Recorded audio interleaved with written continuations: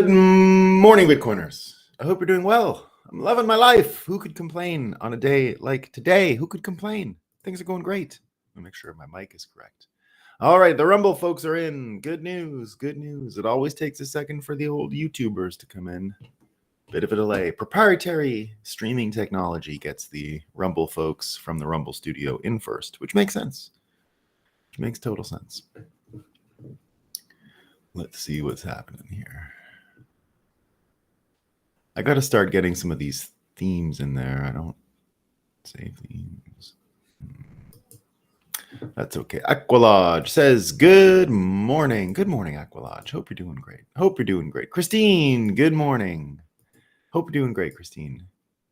Bon matin, Coyote Hold says, heat wave in Sweden. Thank you. I didn't get a lot of news about where it's been hot.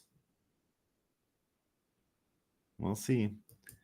I've seen your swing, LMH says. I've seen your swing.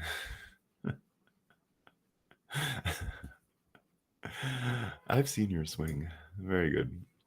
R.I.P. Joe, Tommy says, yeah, unfortunately, I think that's the deal, guys. We'll see. Not live on Rumble. It says I'm live. Doing great, Bitcoin Dev says. Doing great. Not live on Rumble, Pioneering Freedom says, but I'm not sure about that because I am getting a couple of Rumble comments. Let me see what Rumble is saying.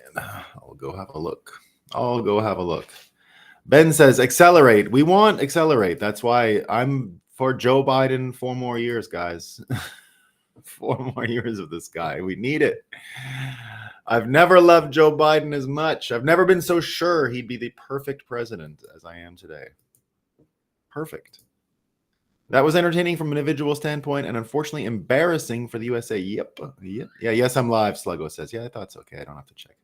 Sergio says, it's happening. It's happening. Good. Yeah, good now. I had to refresh. Yeah, Rumble has some weird things about cookies and refreshing and all that stuff, I've noticed. It can be a little irritating sometimes. Good afternoon, Sluggo123. Who should we space drop today? We've got some candidates.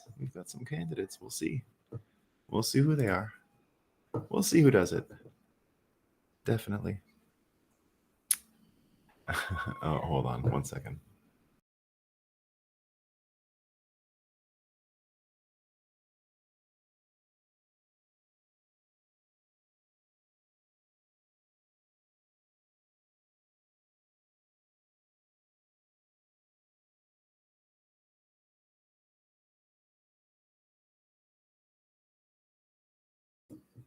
Sorry, I had a crying child in the other room. Probably doesn't come through to you, but it was coming through to me. Good morning from the Green Mountains, Daniel says. Lucky. I came back last night, but I'm heading right back tomorrow, or maybe on Sunday. But I'll be there most of next week. But I had a few more things in the city I had to take care of. Robert says, who won last night? Bitcoiners won. We're going to talk about how much Bitcoiners won last night. We're the only winners, I'd say. We're the only winners. Happy Friday, Bitcoiners. Indeed, I forgot it was Friday. Yeah, Bitcoin won. Yeah, that's exactly it. Bitcoin, that's the right answer. That is the right answer. Bitcoin Deb with the answer. Let us first acknowledge that we have a major sunrise on our hands. Look, it happened. The sun came up this morning and Bitcoin's running. So all that's left for us to do is have a coffee and talk about what's new. It was a very powerful sunrise this morning. We love it. We had a good time. All right, I heard it was cold or hot in Sweden. This morning here, it was 48 degrees. It's 48 degrees. For you Celsius people, that's 9. It was 9 degrees when I woke up this morning. It's going to be nice and beautiful today.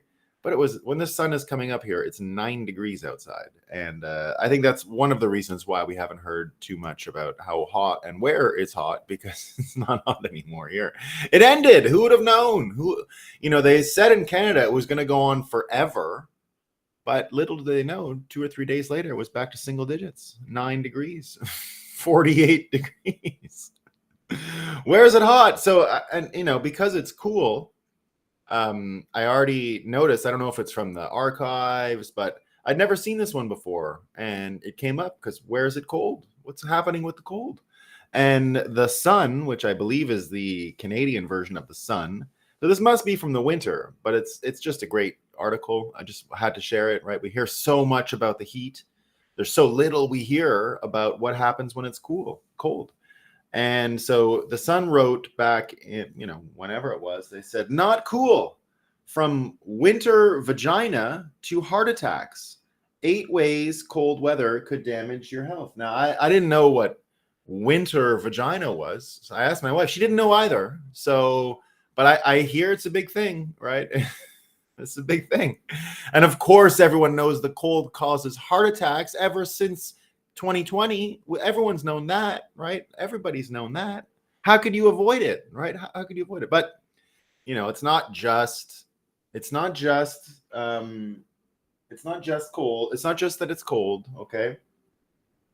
It's still hot some places. It's not, you don't have to worry too much about winter vaginas. There's more to the weather story than winter vaginas. Of course, if you look at the Washington Post, they're saying here that heat is baking, okay? The central US and mid-Atlantic, it's baking. And they say, where will it go next? Heat alerts cover parts of 16 states. Oh my goodness. And they're also saying, well, sweltering heat wave puts 44 million people under warnings as floods inundate the Midwest. I had someone share this with me on Noster, right?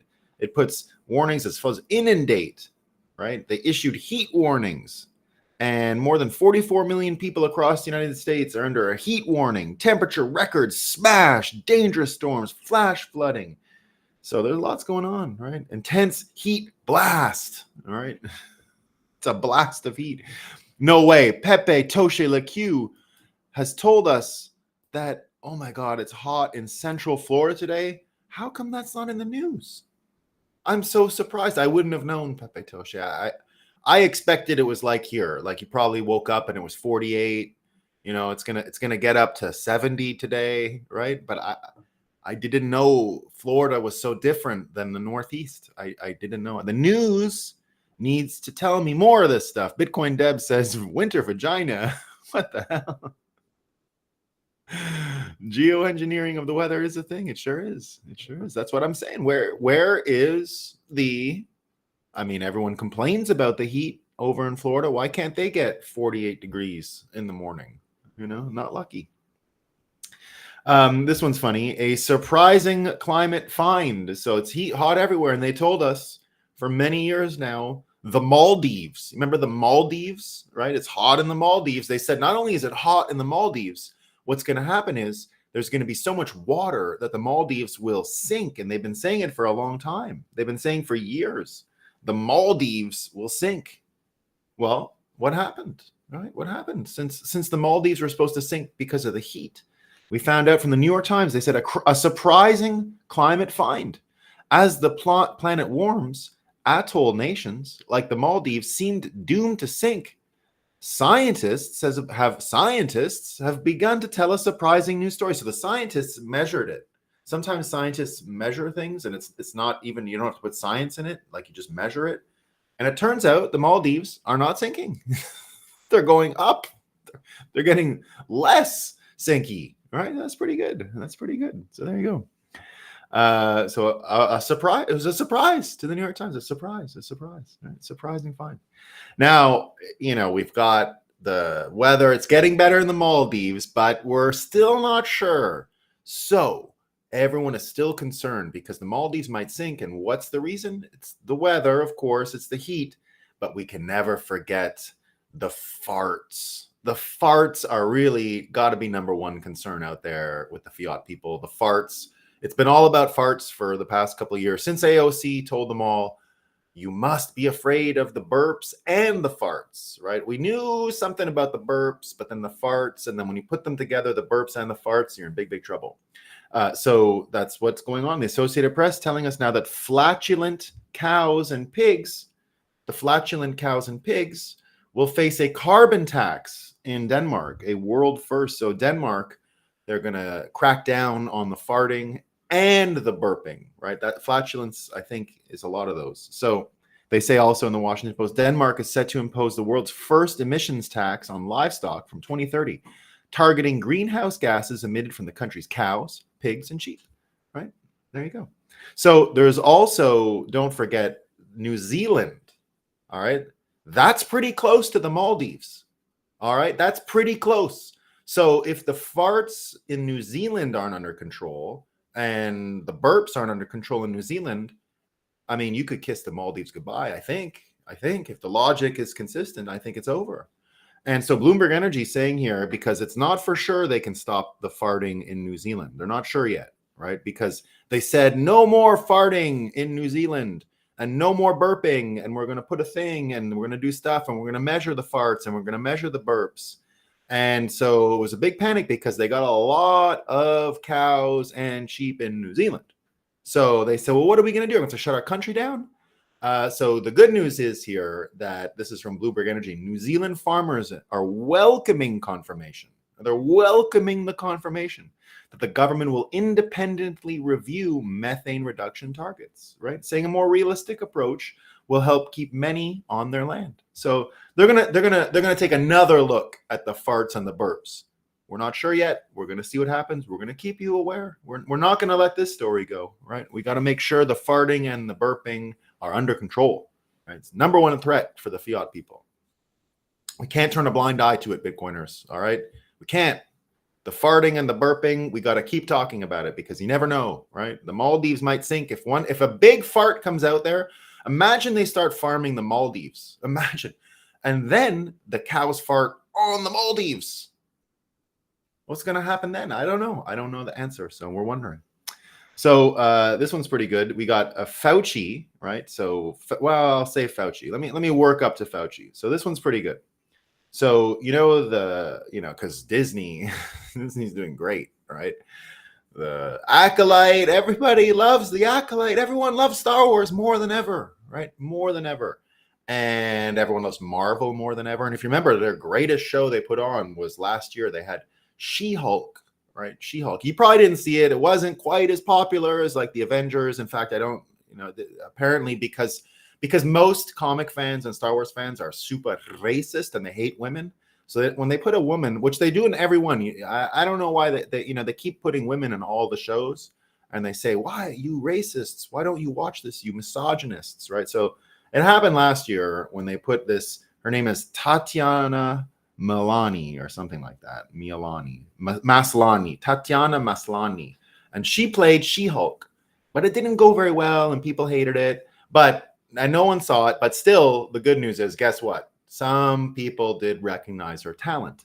And that was the city of Regina. Regina? You ever heard of Regina? No, don't confuse it with winter vagina. That was a previous story. Regina is the capital of Saskatchewan in Canada, right?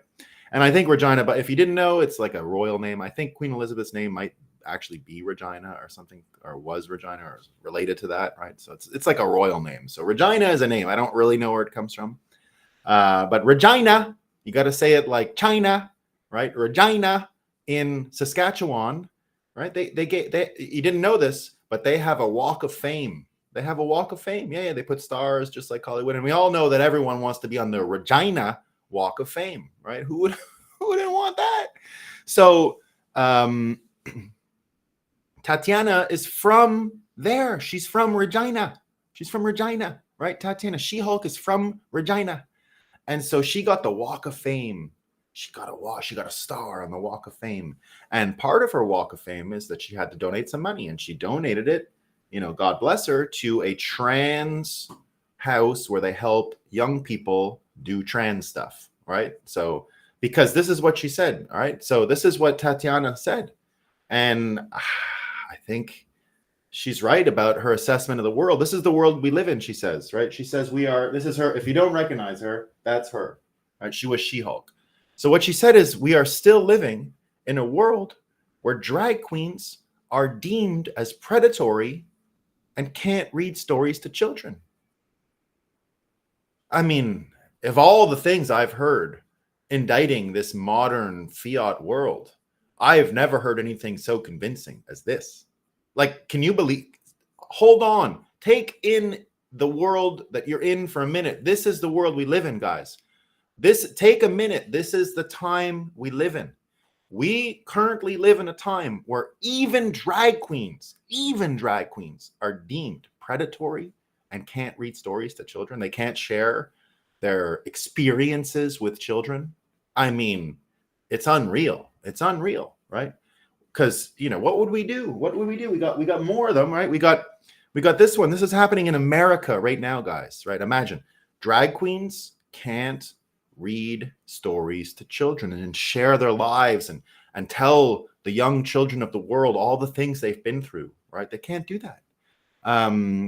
This one definitely can't, right? This is what's happening with this guy. Male felon who identifies as a Muslim woman awarded $350,000 discrimination settlement from New York City after being placed in men's facility on Rikers Island. Well, I mean, justice is finally being done, guys. Finally, right? The trans-identified male who identifies as a Muslim woman has received a $350,000 settlement from New York City after being denied access to women's section of Rikers Island. So, you know, I know Tatiana is not very optimistic about the future because, again, look at the times we're living in. But at least there's this. At least this Muslim woman, you know, mega oppressed Muslim woman, and I hope Muslim Bitcoiner who's here watching this morning is excited that Islamophobia looks like it's going down in America, because this Muslim woman just got 350 grand.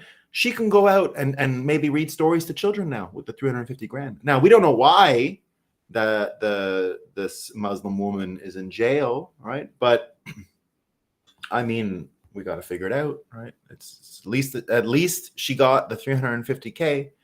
So no word on how halal all of this Muslim woman thing. I don't know if she keeps the burqa and everything. I don't know. I don't know how well she'd be received amongst once the burqa comes off and everything. And I don't know what's going on down there, but you know, it's an important thing. So there you go. Now, this is a funny one.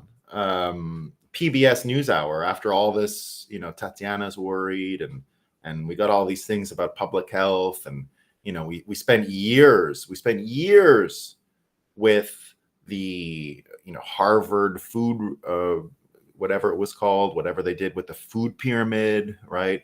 But, you know, we've had all kinds of public health information. We're not sure with the vaccine, right? So Fauci's got a quote in the newspaper today. PBS had him. He says, Fauci said he is deeply concerned. He said he's deeply concerned about whether Americans will listen to public health information in the future. He's deeply concerned, guys. What do you think? Do you think we're going to keep listening to the public health information? Fauci, come on. Now, this is public health information. Axios, this is totally credible, right? So who wouldn't believe this? So we're hearing from Fauci about public health, and will anyone believe it?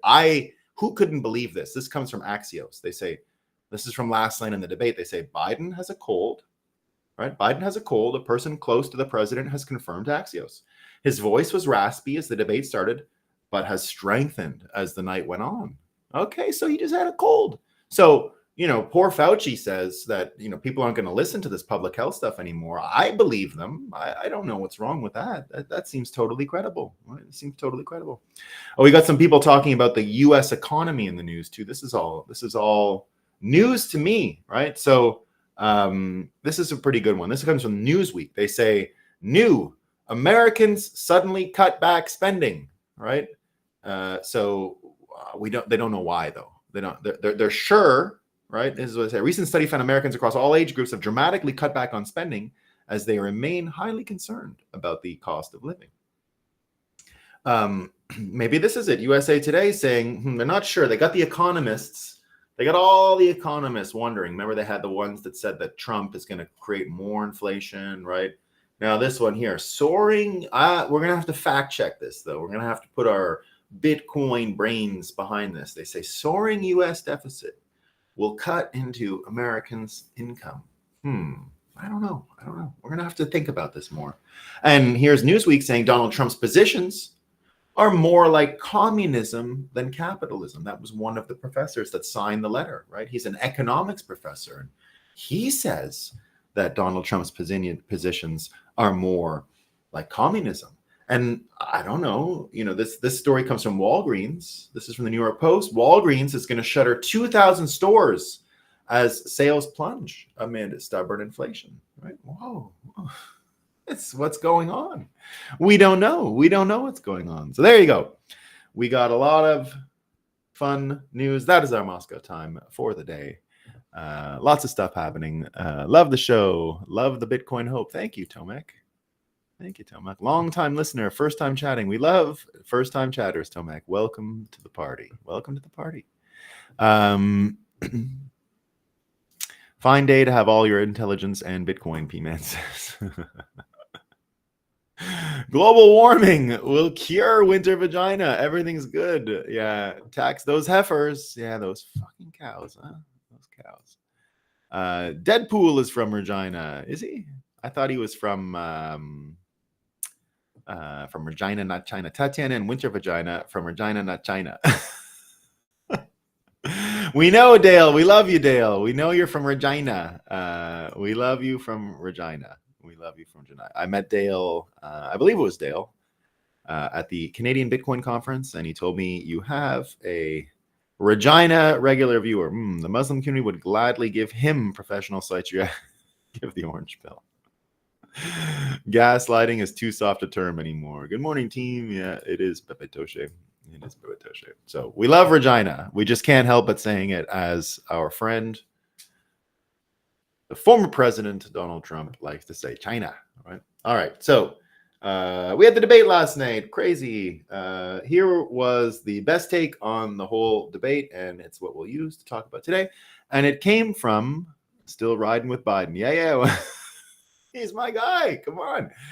Biden is, I can't think of a better candidate for Bitcoiners. I'm still riding with him. He's my guy. He's the best. What would we do? What would we do without him? There you go.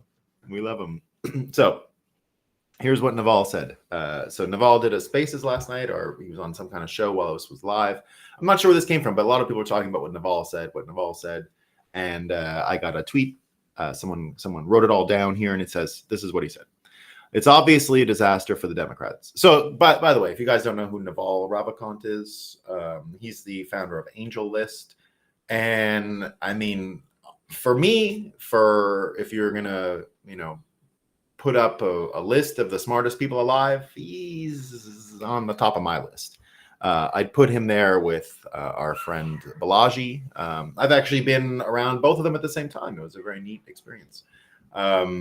Just because they were two really big people in the early Bitcoin days. They were sort of the two smartest people around the early Bitcoin world, I would say. I mean, a lot of smart people, but those were two of them that were a lot of fun. And I was able to actually, it was like a big thing that we could interact with these people so easily back then. So I remember booking Naval for the 2017 Bitcoin or consensus show.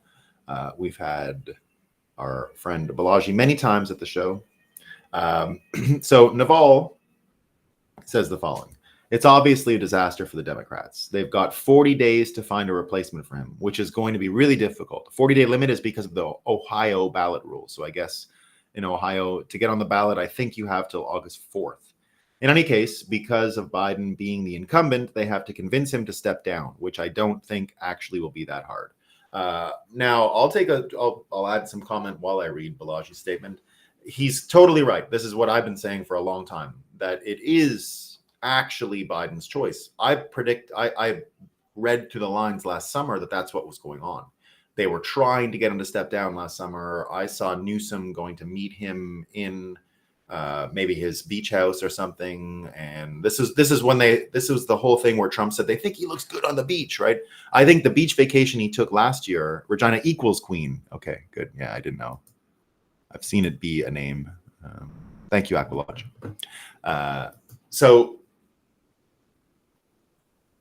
he, the whole beach thing with Biden and going to the beach, and Trump would make fun of him that he couldn't lift up the little chairs. That's when Trump started his physical impersonations of Biden.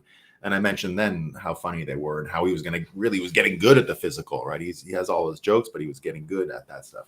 So they, from then on, Biden, I think, had to be convinced. I think his family took him aside last summer and he said no. I think that, and I'm just guessing, my guess was that in order to make sure he can continue to steer the Department of Justice away from Hunter, that's just a total guess. I mean, I'm going on nothing. I'm just filling in blanks. But that had a big motivating factor that he needed to be there. So I still think they have to convince him. I think ultimately it is his choice. And I see it as this one funny thing that everyone is telling the guy what to do. And in almost anything, he has no sovereignty or agency, and that everyone is sort of always his staff, his handlers, just like he says, right? They'll get mad at me if I say this. They'll get mad at me if I say that. The one sort of sovereign power he's kept on is whether or not he stays in power. It's like the one thing that's my imagination, but the one thing they can't convince him of. So I think it's going to continue to be hard. I think they have to convince him, in particular, him to step down. Now, his wife can help and others can help, but we'll see if they're interested in doing it. So that's definitely a part. But now they're saying here, Balaji's saying, I don't think it'll be hard. I disagree with him on that. I think they still have to work at it. I think they're going to get him to step down. I just don't think it'll be as easy as they think, because I think it's been going on for a year. So that's the only difference I'd have here with Naval, is that exactly what he's saying here, that people have to go and convince him. But ultimately, it's his choice. It's like the one thing he's holding on to for power. They have to convince him to step down. That's what I believed since last summer. I thought they tried to replace him last summer, but couldn't do the messy thing. They didn't want the messy thing. So they went with the diplomatic thing. Everyone asked him. And the way it sounded, like analyzing, which we did on the show, Gavin Newsom's statement coming away from him with his summer audience with him last August, saying something along the lines of, well, I'm here and I'm ready, but the way he did the surrogate thing for Biden made it sound like he was leaving with some bitterness. I forget the exact quotes. Anyway, I'll finish here with what Naval is saying. But then they have the harder job of convincing Harris to step down alongside him. Because if she doesn't voluntarily step aside, she's going to get beaten up by Trump. She loses very badly to him in the polls. We saw that in some of the analysis last night. If you went on MSNBC, boy, was it fun to go on MSNBC last night. I was on MSNBC late. Normally, I go to bed early. I'm a 10 p.m. sleeper. I was up until 11 something, just rolling around laughing at the stuff they were coming out with at MSNBC and CNN. Like, just actually the funniest television possible. I didn't think that normal broadcast or cable TV could be funny anymore. It's the only thing funny on it. It can't stop being funny. Oh, is he really that old? What are we gonna do? And going on about how Kamala's an asset. They have to be using this asset. They got to get her out more Kamala. So there you go. More Kamala. Let's go. We love more Kamala. And they kept saying she's going to be great. They got to do it. She's the heir apparent. In some ways, they're really trying to position her. So he goes on. And then they have to replace the entire Biden-Harris ticket, probably with, I would guess, he says Whitmer and somebody else. This is where it starts to get really tricky. So he's saying Whitmer. Now, the reason is Newsom can't happen, guys. That's not happening. Okay, it's not. I know you're saying Newsom here. Called it again, Nolan. Thanks. I don't think it's happening. I said he's one of the potential people, but he's a white man. That's his problem. He's a white guy. What are they going to do with it? How can they put a white guy in this? They spend all their time telling us that we live in a Handmaid's Tale, white supremacist, quasi-Nazi situation. What are they going to do? They go with the slick back hair white guy who looks like the Joker? I don't know if that's going to handle it, right? So I think a lot of people are aware they can't just go with another white guy. Like that's not going to work for them. So indeed, it's got to be some kind of a woman or something like that. So woman, Mexican, something. It can't be a white guy, right? So he's out. I think he's out. Here's what he says. Now, this is the one that I made months ago, and I put it in my book, The Bitcoiner's Guide to the U.S. 2024 Elections. It's Hillary. I mean, doesn't the simulation want us to see Trump Hillary again? Wouldn't that be, if we can't have Trump Biden, if we can't watch Biden actually decompose on stage and just barf out and drool out his brains, if we can't see that, we got to see Hillary get punched in the face again. We got to see her cry. We got to see her not do a speech. We got to see her complain about the election. We got to see her say it was stolen. We got to have another 4 years of angry Hillary having gotten her destiny robbed. You know, think about it. If we get Hillary back, she can do another birthday wish to herself, to this future president, and we can laugh at that every year on her birthday again. I mean, she's just got to do it. She has to do it. Of all the people that have to put their head out and get it chopped off here at the end of the fiat apocalypse, it's got to be her. It's just got to be. So I am a Hillary Clinton. I believe Hillary's coming back. That's my feeling. She's coming back. Hillary, or they got to go with Kamala. They can't get her to step down. They just let her roll with alcoholism and see where it all lands, or whatever it is she's on. So I think Hillary's making the comeback. He says maybe Hillary does the comeback. I think Hillary gets the brokered deal. That's personally what I think. Just like that, Naval says, I don't think they can quite run Newsom. He's not ready, and and California's record is terrible, and he would lose all the swing states. Yeah, I believe that. So I think the Democrats are in a very difficult position. And my question about who's been in charge all along, this is the important part. This is our theme for the day, right?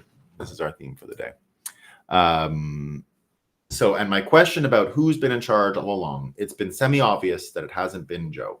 So I think it's just a good moment to reflect upon how the bureaucracy in this country, and frankly in the entire West, is highly entrenched and is on autopilot. No, so I still don't think Michelle Obama. No, I just don't. Like, I get it. She's the most deadly to Trump. But if she doesn't win, she dies, right? She destroys everything. She destroys her and Obama's perch. They can actually go away without a space drop. They can make it. I believe they can survive for the sake of the country and peace and all that. He can sort of be recast as a less than brain damaged Democrat. I think he'll slink his way into survival mode, and he might be a net benefit for American psychology. Maybe. But I just don't think she's ready for the Big Mike stuff. I mean, think about what she has to go into, guys. Think about the environment she's got to go into. This isn't an environment for sensitive people that are already billionaires that don't really have the resume. I mean, she doesn't need the resume. She's got the husband and all that stuff.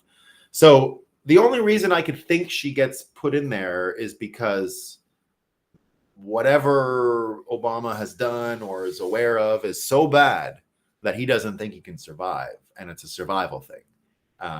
But I think he's got more options than that, just personally. I don't think he's, again, I think Obama, I'm totally, absolutely guessing and mind reading, but my guess with Obama is his ego was his number one blind spot, and that he believed his whole time that he was the president and didn't really see what was going on behind it.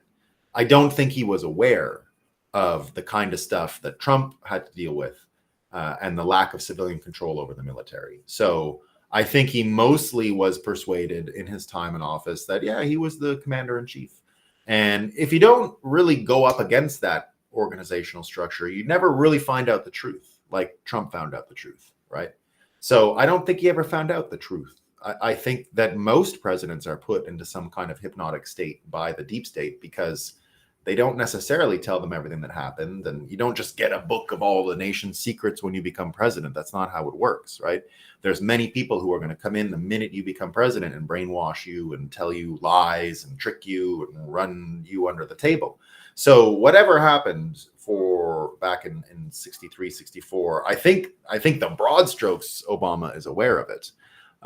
But I just don't think he's the premeditated villain some people have hallucinated him to be. I think he's awful for America. I think the net effect of him has been super negative, right? I'm not an Obama fan of policy, of attitudes, or anything, but I could admit what I see is not the Antichrist, right? It's just not, right? He's a typical academic guy who did a lot of amazing things and rode a wave and was amazing in his time. And I was never a fan. I'll always stick to that. I hated the other fella who ran for the Republicans more, John McCain. So I was living in Japan during the 2008 election and literally didn't care. Like, I just wasn't even on my radar. I just did not care, did not factored in. I said, maybe this will be good for America. Of course, he abandoned the entire race project, the race, what do you call it? Getting over the stuff. So the only upside I said about Obama in 2008 was maybe we'll get over this race thing finally. Maybe this will put it to an end. Maybe it's worth it to put it to an end. So I was very fine and happy with Obama 2008 when he won. But noticed right away that he was not selling he was not doing what he sold, right? So in my mind, the only opportunity that he has to survive this is for him and his wife to just basically get out of it. And I think if he does that, he'll be fine. And they get to keep their billions, and that should be fine. But again, there might be something beyond that. So that's the only way. But again, I give it a 0.1% chance. I mean, I just don't think she's capable of withstanding the ugliness that will come, right? And I don't think she deserves it. I mean, who deserves what would come to her, right? She's just a lady who married a guy, and she wrote a book, and I don't think she's a net benefit for the country. I just don't imagine she is quite as, I could be totally naive about all this, by the way, guys. If she runs, it's the worst possible sign, I guess, is what I'm coming at, because everything else that I'm saying, I think, is pretty accurate, right? I don't think they did anything extremely evil. I think that she doesn't have an appetite for this. We'll see. We'll see. But again, exactly. I think Obama can handle that kind of, like, he still has something he can do that's kind of useless and might be there. So we'll see. Yeah. But what would be more? Yeah. So exactly. Matt says, and this is the most predictive thing. Exactly. This is the most predictive thing. What's the most entertaining matchup? It's Hillary. I mean, with Big Mike, it's the same joke. It's just, you have a dick. Where's your dick? You're a man. You look like a man. You have bigger biceps than Trump. We know your swing. It's going to be all that stuff. It's okay, right? Lady T Dog Yo-Yo says. Yeah, she couldn't handle the show us the proof. No. So T Dog Yodo says, lady. Exactly, right? I think she's a lady. I do. I think she's a lady. I could be wrong. I mean, the other argument is convincing. I've seen pictures and I've seen all the stuff with the dick and the Ellen and all that. I don't know what I'm seeing there, right? But you can't trust videos, right? Yeah, I agree. She is dangerous, again, with the grievances and Whitey and all that stuff, for sure.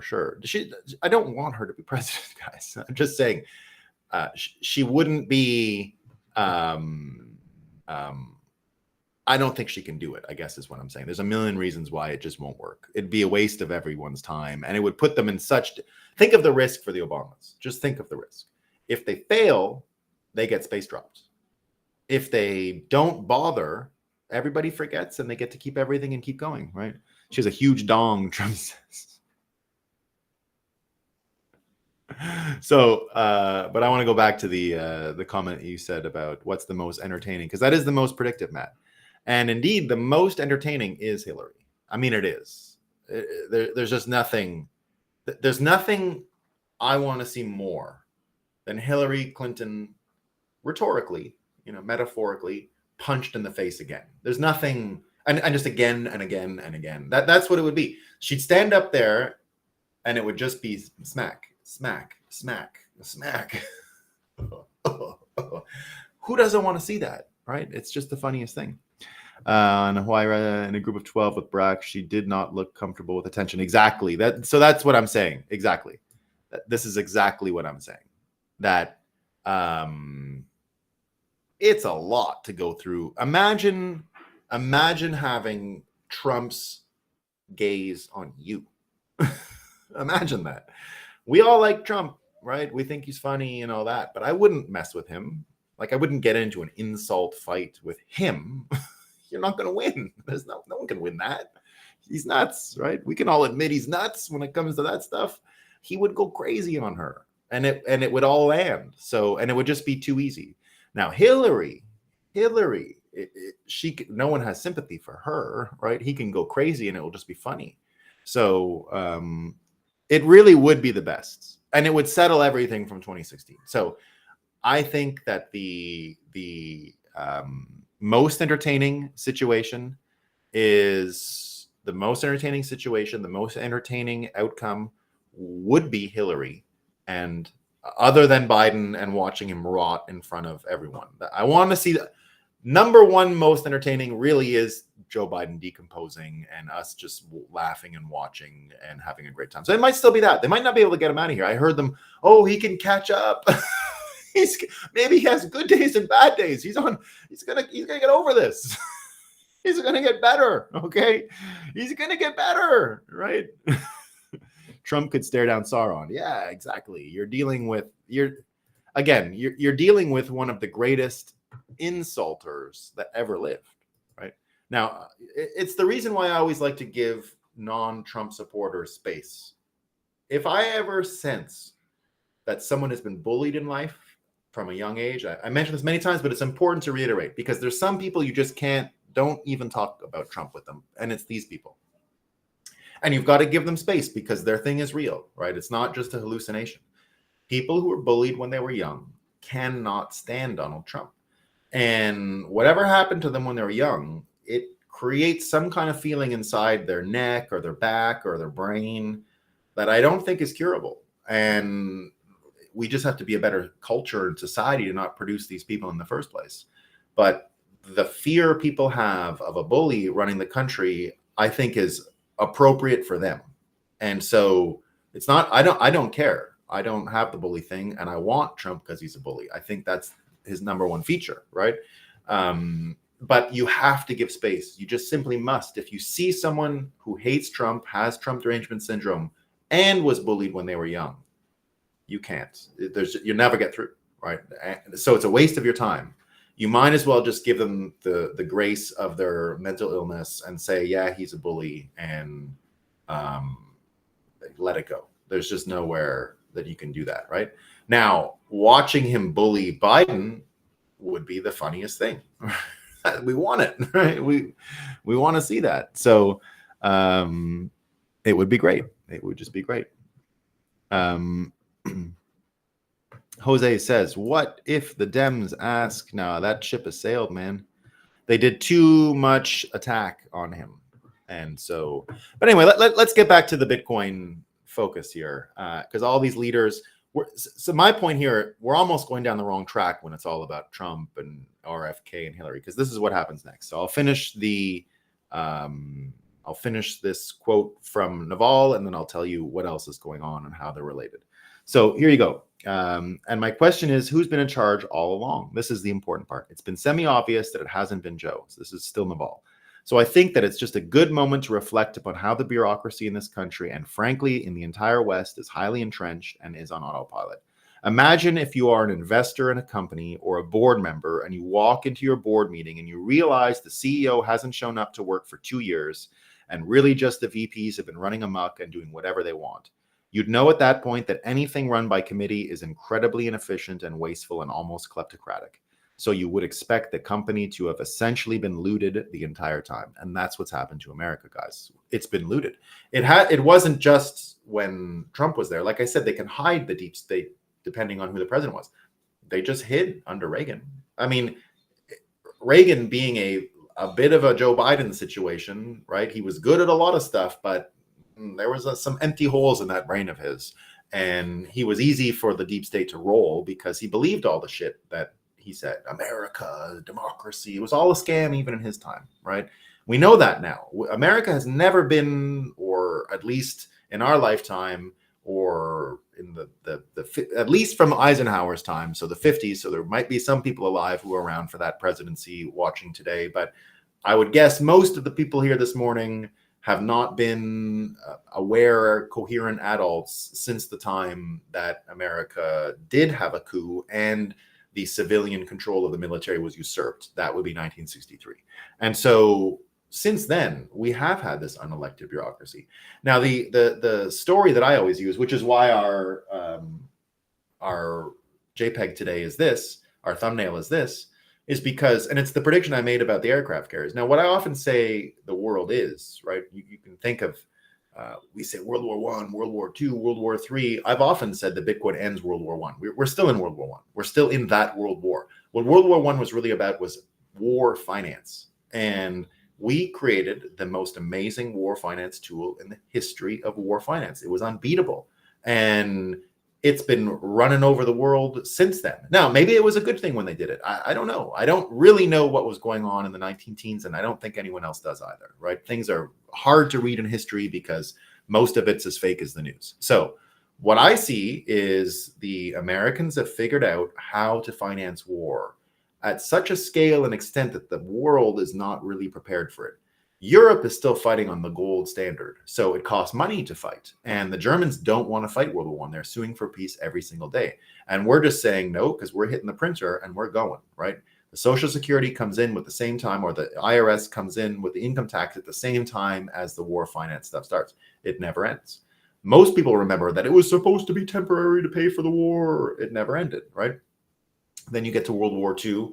And that's where this idea that I have of the machine we built to win World War II. I have an aircraft carrier here. To me, the aircraft carrier is symbolic of the bureaucracy. The bureaucracy was this huge machine we created to win World War II. And, you know, all those pictures, do your parts, right? All that idea of this. And we grew the bureaucracy like crazy in order to win World War II, right? The Depression and everything like that. So the bureaucracy went nuts.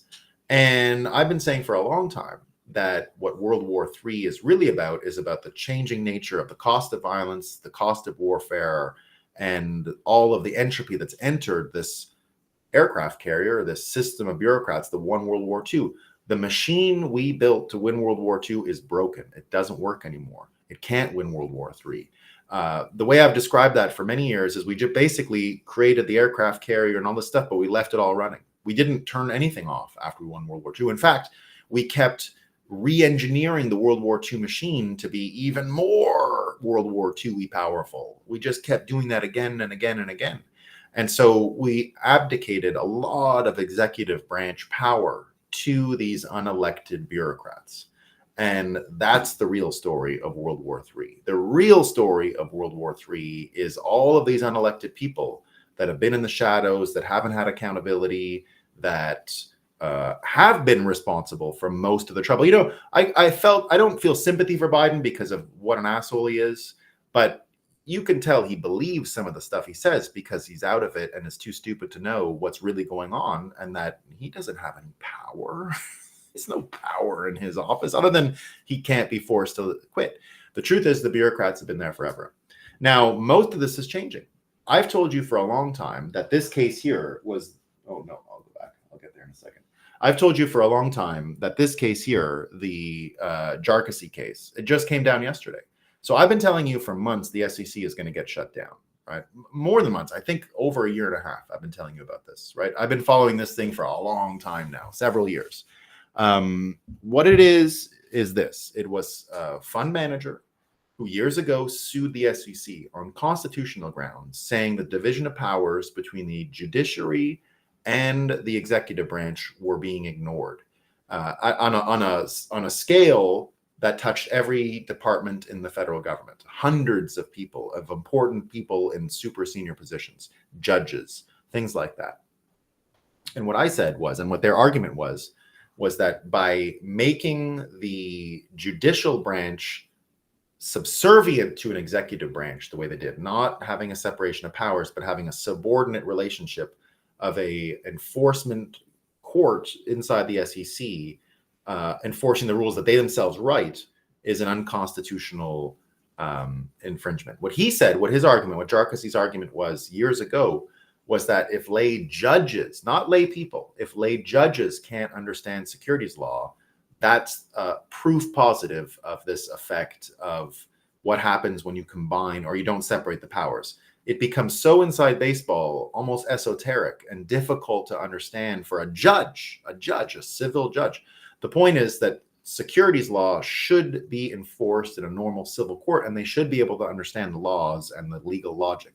It shouldn't be so, so particular and finicky that a normal judge can't understand it. All judges should be understood. That's a principle of the separation of powers. And so his argument was all of these judicial enforcement branches, which all exist inside of these regulatory bodies, are all unconstitutional. They should all be shut down. And so yesterday, the Supreme Court said, true. They said true. They said the Supreme Court just lit a match, this is Vox, and tossed it into dozens of federal agencies. SEC versus Bureaucracy could render much of the federal government unable to function. And so I've been telling you this is coming for a long time, right? And here it is, right? It's not just that. There's the case of the what they called Missouri versus Joe Biden, but then got turned into something else, and that was the COVID censorship story. Now, that was last week at the Supreme Court, and it turned out the Supreme Court said no, the federal government, well, they didn't exactly say that. They said no, whatever we heard from this case of the federal government using big tech to censor Americans doesn't fall under our jurisdiction, let's say, right? So here's what happened. DC Drano says there's a lot of doom and gloom about the 6-3 SCOTUS decision in Biden and how it impacts the First Amendment. It's a First Amendment thing. Can they censor Americans using the bureaucracy or big tech? The standing reversed the injunction based on standing, right? So SCOTUS said that without the plaintiffs having sufficient standing, they could not decide the case on the merits. The case is still allowed to proceed on the merits in lower courts as to whether the government violated the plaintiff's First Amendment right on free speech. So what happened more or less is that, and this is from Jordan Schachtel, who's a good Bitcoin fella. He's spoken at a few Bitcoin magazine events, including Bitcoin 2023. He says, the issue was that the attorneys for the plaintiffs failed to properly demonstrate how the doctors and scientists they represented were censored. They committed a massive strategic blunder in not including normies, journalists, and lawyers, obliterated by superior lawyers. Do you know that I tried to get exactly on these lines the case that Bitcoin Magazine had last year when the Federal Reserve sent a cease and desist against Bitcoin Magazine about the Fed Now thing? I said we should enjoin this case for this exact reason. For this exact reason. You need more examples of people actually getting censored. Now, in my case, it was a trick. I wanted the Federal Reserve to win against us by making the case that they're not the federal government. So it was a scam. I wanted them to make the case that we make every day. No, you can't enjoin that case. We're not the government. So I thought it was a brilliant way to screw over the Federal Reserve for them to actually argue in our favor in what we're trying to say, right? So we could say, oh, we don't get to enjoin the Murphy, Missouri case. Oh, but at least we heard you say you're not the federal government. So anyway, that's another story. But you add this thing together with the COVID vaccine and the censorship and understand that this case isn't gone. This was just them saying we didn't get enough victims, right? We didn't get enough victims. And because there aren't enough victims that said their freedom of speech was abridged, we can't really decide. It was just the lawyers. They said, you lawyers, you didn't suffer. The state of Missouri didn't suffer. So who suffered here? Who's the victim? And they just didn't prove that. So when you add those things together, Bureaucracy saying we're going to destroy the federal government, this other case that's actually now brought nuance to how this worked. And then you add the following, right? So this comes from the Pfizer stuff and the Kansas Attorney General's lawsuit against Pfizer. So here they say, now I don't know if any of this is true. Okay, this is Kaneko the Great, and this is giving a spread or a thread on Oxford professor Carl Hannigan, extracting the main points from the Kansas Attorney General's case. Okay, so you're getting a fourth hand analysis here, but I still think it's accurate, so I'm happy to give it to you. So here, Pfizer used its confidentiality agreements with the US government and others to conceal, suppress, and omit material facts related to Pfizer's COVID-19 vaccine, including the safety and efficacy of the vaccine. Pfizer used an extended study timeline to conceal critical data The study was repeatedly delayed, including a delay from January 2023 to February 2024 because of a late vaccination of a single study participant. The FDA did not immediately make the safety and effectiveness data for Pfizer's COVID-19 vaccine available, claiming it would take 55 years. But a federal judge forced them to release 55,000 pages per month rather than 500. Pfizer destroyed the vaccine control group once the FDA approved emergency use authorization in December 2020. In its press release announcing the emergency use authorization, Pfizer did not disclose that it had excluded immunocompromised individuals from its COVID-19 vaccine trials. Pfizer knew its COVID-19 vaccine was connected to serious adverse events, including myocarditis and pericarditis. By March 2021, the United States military and Israel's Ministry of Health detected a safety signal for myocarditis. In August 2021, after Pfizer obtained FDA approval through emergency use authorization to provide its COVID-19 vaccine to 12 to 15-year-olds, Pfizer decided to study how often its vaccine may cause myocarditis or pericarditis in children by testing 5 to 16-year-olds for tropopin 1. Pfizer also detected a safety signal related to strokes. The FDA and CDC's surveillance system flagged a possible link between the biotech bivalent COVID-19 vaccine and strokes in people 65 and over. Anyway, blah, blah, blah, blah, blah, blah. They go on. I got pages of this stuff. So here's the thing. This was mostly the failure of all of these agencies that are completely co-opted, that are completely bought and sold. This is more or less what RFK has been warning us, the corrupt merger of public and private entities in America. This is more of the World War II machine spilling over and creating these huge public health problems. So when you think of the Bureaucracy case, when you think of the vaccine case, the censorship case, all of this combined is going to give whoever comes in power next, if it's Trump, and I think Vivek would be the best person to go and destroy this federal government. I've been saying for a long time, we're going to shrink the federal government right down to its constituent parts, like it was in the old days. We're going to shrink it down like Milei is doing in Argentina. And we're going to get rid of most of this bureaucracy. I've believed for a long time as a Bitcoiner that Coase theorem was a huge, huge, huge lens through which to understand where things are headed. Coase theorem, just basically the theory of the firm, the size of a company, why it grows, why it gets the size that it does. It's about internalizing transactions. It's about making sure that you don't have to renegotiate every 2 minutes with your lawyers, and you could have an in-house lawyer. And what it ends up doing is it does things like the Bureaucracy case, though. It creates an imbalance in the legal system after a certain amount of time, which is the point, which is what the theory of the firm, written by a lawyer who won the economics Nobel Prize, suggested. And so what Bitcoin does provide us is with an opportunity to reimagine a lot of financial relationships. It gets the third party out of financial relationships. And the effect of that is one of the huge avenues for Coase theorem, the theory of the firm, one of the huge inputs into the theory of the firm. The financial component is actually what's caused a lot of things to metastasize and grow in size, what's helped create this state. Remember, the money we use in fiat is government debt. They're incentivized to create more money by growing in size and growing this World War II machine, right? That's literally the operating system. This is the operating system, and that's what won't work anymore, right?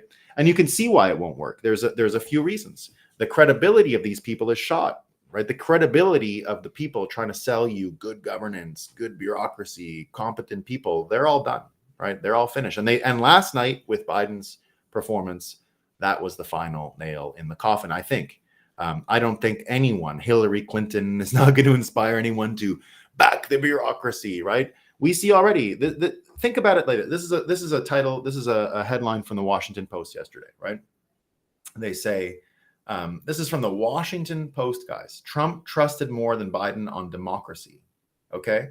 Now imagine they've done how many years of brainwashing now against Trump, and they can't even get American people to believe that Biden is better than him for democracy. They can't even do that, right?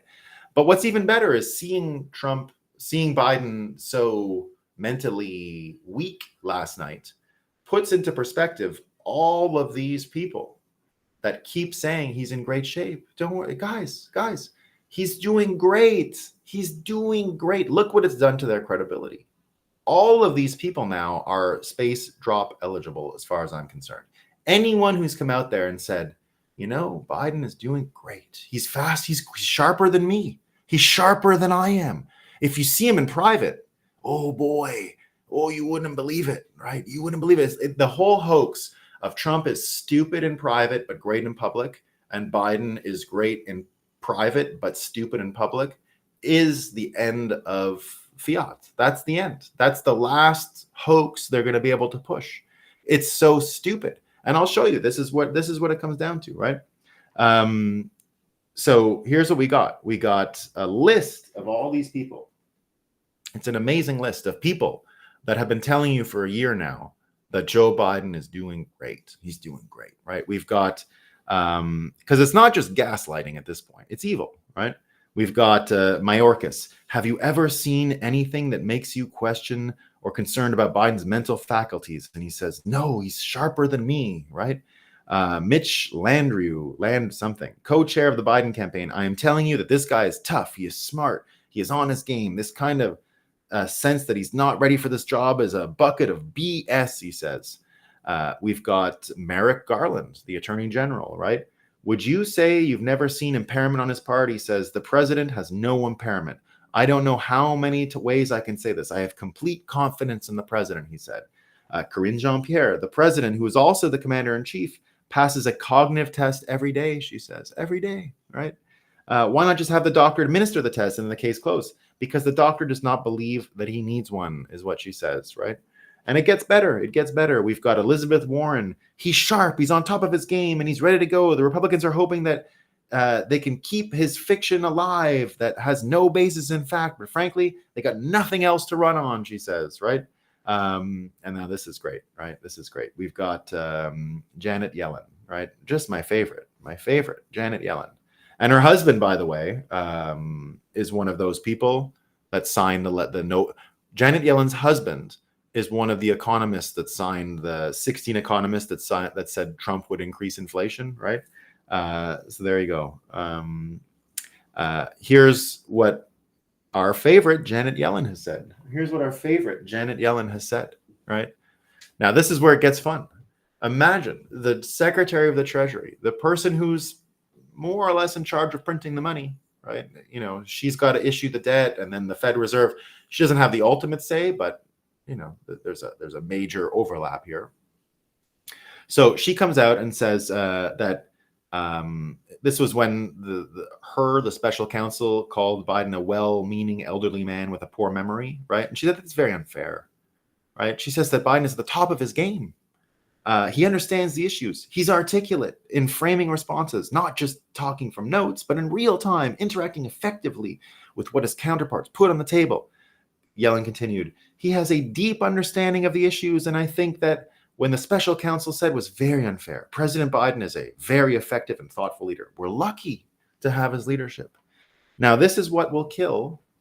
This is what is going to kill the fiat world. This is the fiat apocalypse. It's the unelected bureaucrats selling this shit. It's not the politicians. It's that they might believe it, right? And Greg Gutfeld was even asking the question. Greg Gutfeld says, I woke up this morning as if I had a nightmare. Did last night really happen? Was it as bad as I thought? Did the Democrats do this on purpose? Could they have been as blind as we assume? Were they in denial? Or is this why the debate was held so early? Because they knew this had to happen. So many questions. But it doesn't matter. It's their mental illness, whatever it is. This is the world they've created. This is what millions, or I guess not millions, thousands of stupid bureaucrats get you to. This is it. And it can't be fixed. It's the reason why you've got someone like Jesse Powell, right, who I used to work for, Jesse Powell over at Kraken, who I've known for years. Now, think about all these stupid bureaucrats that are trying to sell you that Biden is healthy, even after yesterday. And now look at what rich Bitcoiners are doing, right? He says, I personally donated $1 million, mostly ETH, to the real Donald Trump. For too long, he says, the crypto industry has been under attack by Warren, Gensler, and others. Despite overwhelming bipartisan congressional efforts to put clear rules in place, the Biden White House has stood by and allowed a campaign of unchecked regulation by enforcement. So this is the exact enforcement I'm telling you about with Bureaucracy and all that stuff. This approach is diminishing U.S. competitiveness as other major economies around the world advance clear rules to regulate digital assets. I'm excited to join other leaders from our community to unite behind the only pro-crypto major party candidate in the 2024 presidential election, so the United States can continue to remain a leader in blockchain technology. And then Jesse puts free Ross at the end. So look, the capacity for the bureaucracy to continue, the ability for these people to keep selling this shit is over. And the more people try to tell you that Joe Biden is doing well, it doesn't so much hurt or help Biden. What it does is destroys all faith in what they do. It destroys all need for one of these bureaucrats. If all they're going to do is worse than lie to you, if all they're going to do is this kind of stuff, there's no need for them. If it's all Fauci in the end, they're done, right? And it is all Fauci in the end. So Fauci falls, of course he gets base dropped, but so do a lot of these bureaucrats. I think Merrick Garland's got to go. Janet Yellen would be the funniest space drop you could possibly air. Now, I know the most satisfying fall would be Fauci. People finally, right? But Janet Yellen, come on, guys. Imagine that little voice. I don't know about it, but I proved if you whip people at the right amount. Kraken IPO secured. No kidding, huh? Yeah, no kidding. All it costs. You don't need any of those S1 filings. We have no more SEC. Fuck them. Just roll. They're done. They're done. So there you go. That's what we got. That is today's show, everyone. Thanks for coming. I hope you are enjoying today as much as anyone. A single aircraft carrier of the, not including operating costs, armament, R&D, and maintenance. Half of Canada's usual yearly deficit, by the way, and probably obsolete to a swarm of Jones. Yeah. Where do I sat? A single aircraft carrier of the latest class, is 12.8 billion USD, not including operating cost. Armament, half of deficit, by the way, probably obsolete to a swarm of Jones. I don't think they work anymore at all. I evolved to understand the U.S. as written with a clear understanding of human nature. It's been at least since 1913. Goes back probably further. Yeah.